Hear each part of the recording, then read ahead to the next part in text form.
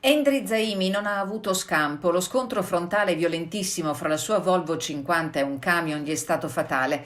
25 anni, operaio alla Luxottica di Agordo, Endri Zaimi stava rientrando a casa dopo il turno quando alla secca, nel tratto dove la statale 51 di Alemagna si interseca con la strada che conduce a Farra e a Puos dal Pago, d'improvviso la sua macchina si è trovata di fronte il camion della Geobau SRL di Tambre che ha centrato la vettura dal lato del conducente.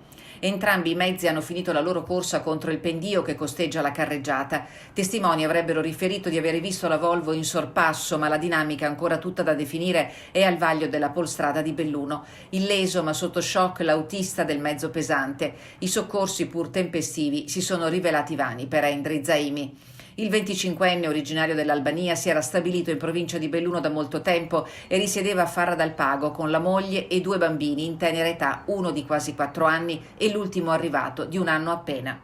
L'incidente ha causato pesanti ripercussioni al traffico. La statale di Alemagna è rimasta chiusa fino a tarda mattinata per consentire l'intervento dei mezzi di soccorso, delle forze dell'ordine e del personale ANAS.